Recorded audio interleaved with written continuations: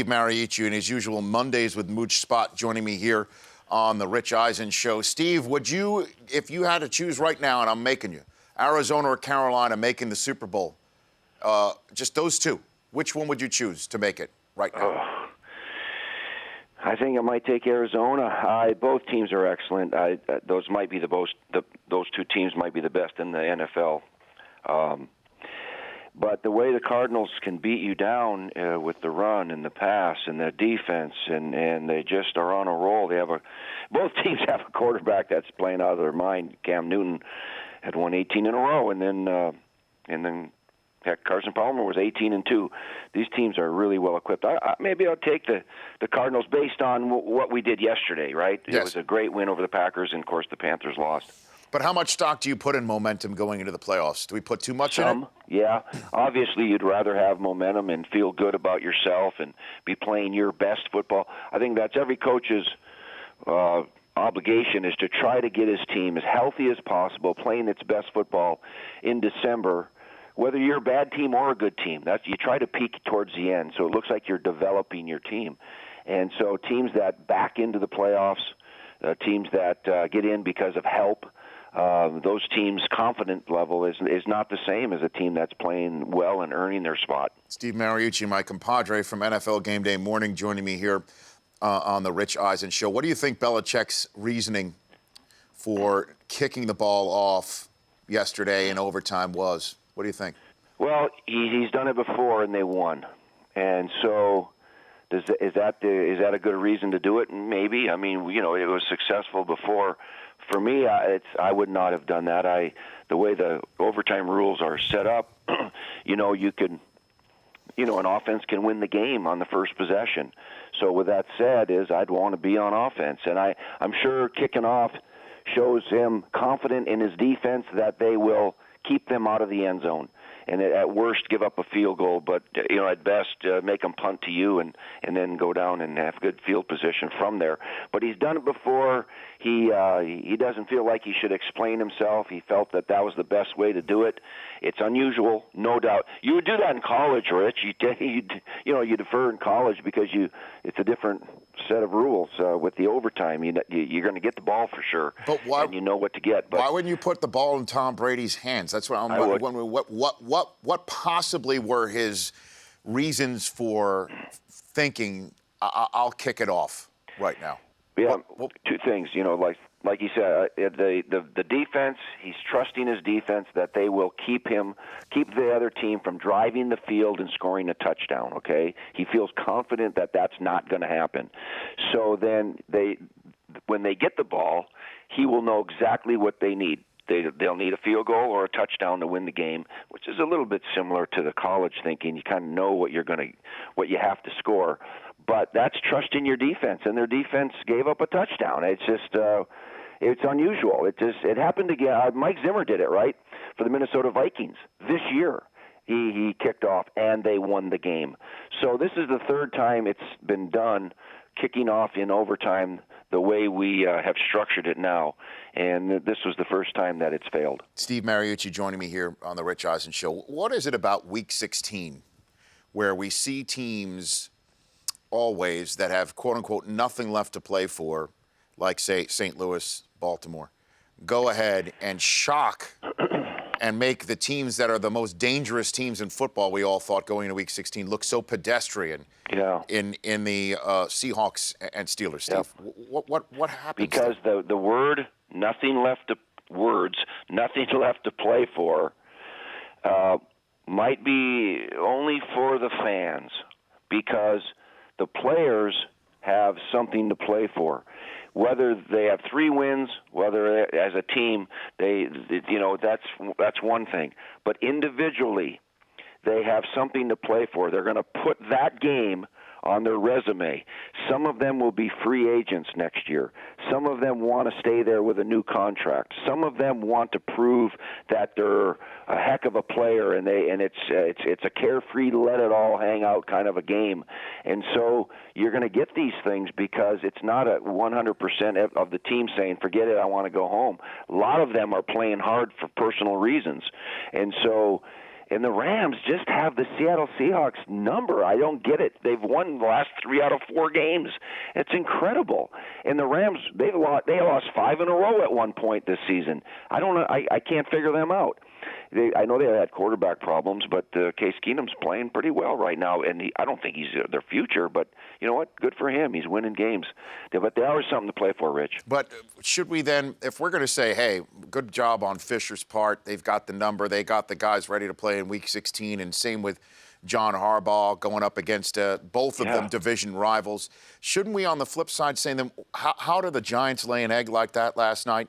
And Tom Coughlin coming off a game, and where you and I had this conversation last week wondering how he didn't handle Odell Beckham any better than he did. I understand he might not have seen with his own 2 eyes how bad the plays were, but he did see 3 flags, personal fouls called on his receiver.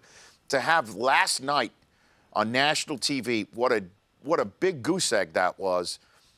Is it fair to say that Tom Coughlin, on the flip side, just has lost these guys, potentially?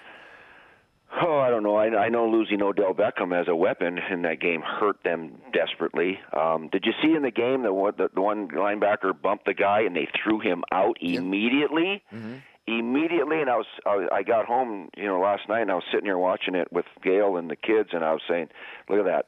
That guy got thrown out. It was just, and it looked like he got thrown out for something he said. Mm-hmm. It was pushing just a little bit, and I said, compared to last week when there was a 3-hour wrestling match between Josh Norman and Odell Beckham, and they didn't handle that properly. Nobody did, coaches, officials, nobody. And in this game, boom, one little thing, he was out of the stadium. They escorted him into the locker room, and that's, you know what, that should have been done last week by coaches and officials, but it wasn't because it was a marquee matchup between 2 great players. They let it go too far. The Giants didn't look. Of course, pick sixes don't help, Rich. I mean, that'll just crush you every time. Usually, you lose when you throw a pick six, and so there was several interceptions. Yeah, and then Pittsburgh loses, and then Carolina loses, and then the Patriots lose. A lot of good teams lost. It's amazing. Yeah. So, last one for you here. Your guy Andy Reid. Have you spoken to him lately? I mean, what's... We texted. I haven't after this game. I texted Alex Smith, but 9 in a row. The last time they won 9 in a row was he was first there. I went over and interviewed him, and we ate ribs and everything. That was awesome. I should go back there. Yeah, when they started 9-0, I remember that. But between then and then this 9-game win streak, there was a lot of pedestrian play in the middle of all of that. How dangerous is this team, do you think, Steve? They're very, very quietly just creeping into the mix here, and nobody gives them much. They're the Rodney Dangerfield of this league, it seems, and they're just very quietly positioning themselves with great confidence. They're not flashy. They're not going to throw for 400 yards and dazzle you with all of that. They just play good, solid football. They lose Jamal Charles with a knee injury where he was not even hit. It was like, they're just snake bit, remember?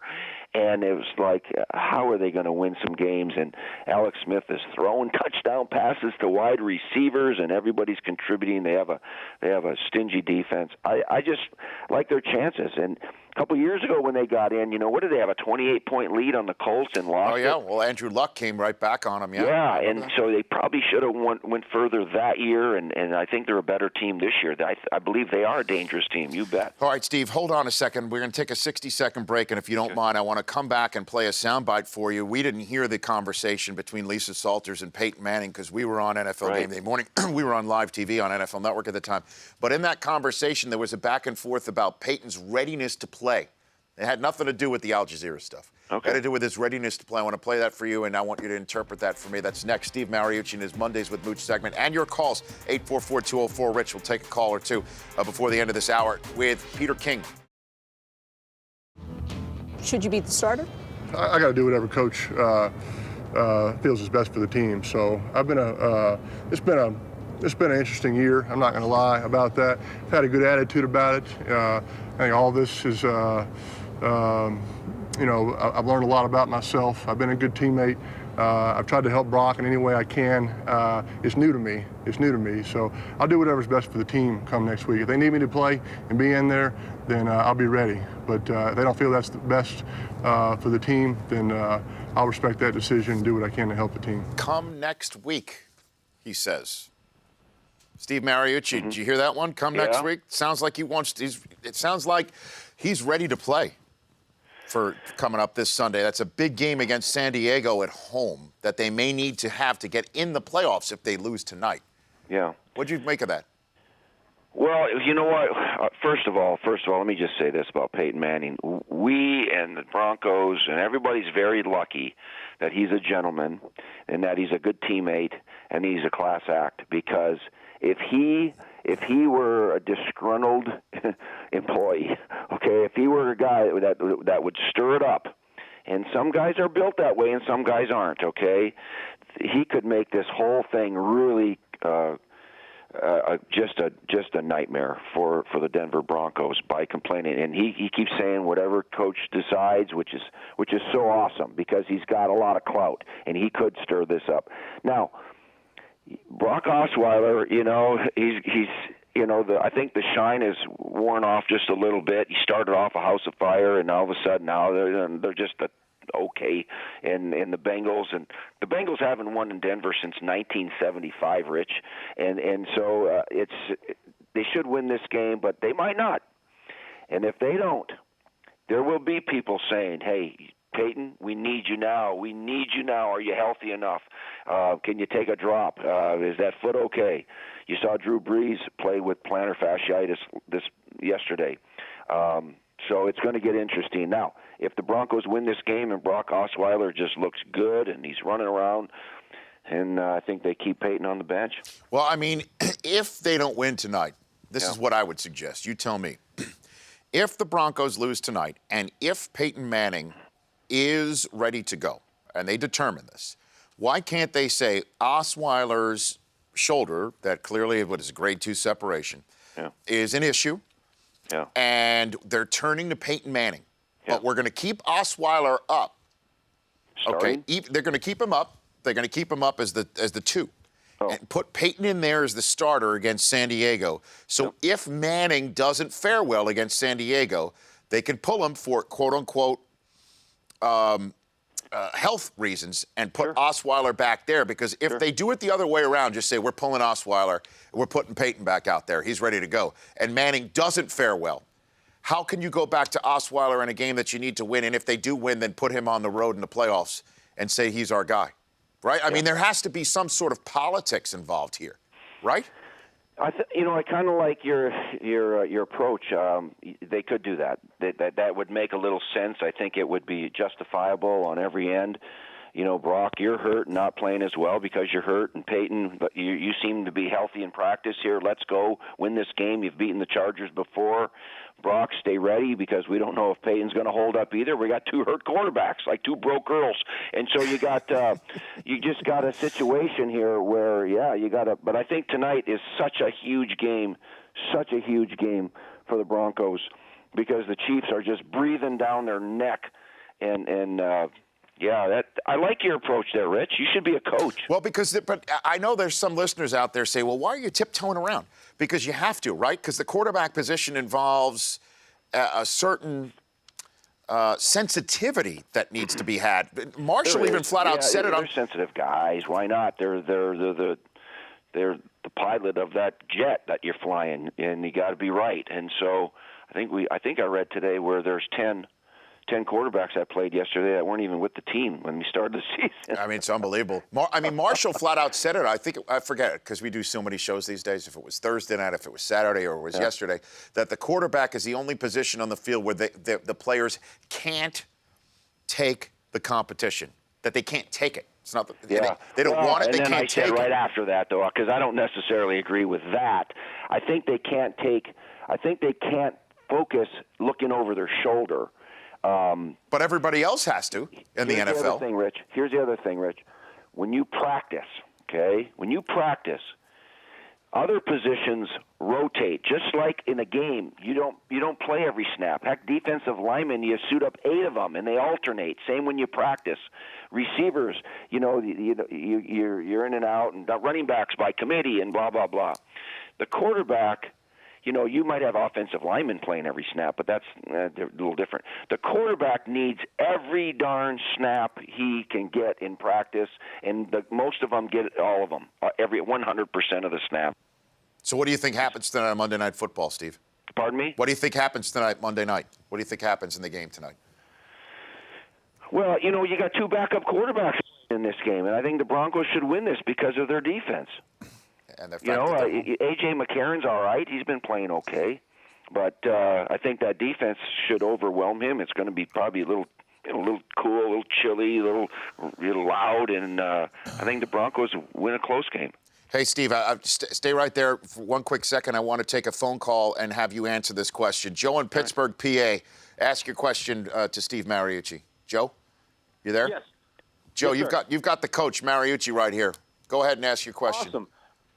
Well, Hi, Joe. Given the way that the Steelers, division winner last year, but they lost to New Orleans, Tampa Bay, the Jets, terrible teams, and now this year swept by a Baltimore team, 5-10. Is it fair to say that Mike Tomlin is a top 5 coach? Is it on the players when they suffer letdowns like these in games that they should win? I mean, they seem to play so well against Arizona, Denver, Cincinnati, but there's just such a letdown in these games that they should win. Yeah. I think he's 4-7 in his last 11 games against teams under 500. So that's my question. Thank you, Joe. Appreciate it. Yeah, Mooch? Joe, Mike Tomlin's a heck of a coach. He's been to the big dance and he's won it, and he's done very, very well as a young coach, and I think the team respects the heck out of him. He coaches hard. He put his ego aside when he came in as a defensive guy and said, "Hey, Dick LeBeau, keep doing what you're doing on defense." He's a smart guy that way. I think he's a motivator. It's a head scratcher yesterday, all right? You probably wouldn't make this call and have this question if they would have beaten the Ravens like they should have with Ryan Mallett yesterday. That was because we were all singing their praises, right, Rich, during the show. Yeah. Like the Steelers are the dangerous team if they get in. Same with the because Steelers. they've thrown the ball like crazy. No Le'Veon Bell, no big deal. D'Angelo Williams is playing great, and they have the best receiving core. I don't know why they let down, or a couple plays here and there early, whether it's turnovers or whatever, really can throw you off kilter. And I kind of agree. They have a heck of a team, a heck of a coach, but they laid an egg yesterday. There's no doubt about it. Mooch, take it easy. Have a great New Year, and I'll see you on game day morning Thanks, on Rich. Sunday. Thanks, everybody. You bet. That's Steve Mariucci, at Steve Mariucci on Twitter. The Rich Eisen Show, weekdays at noon Eastern. On Audience.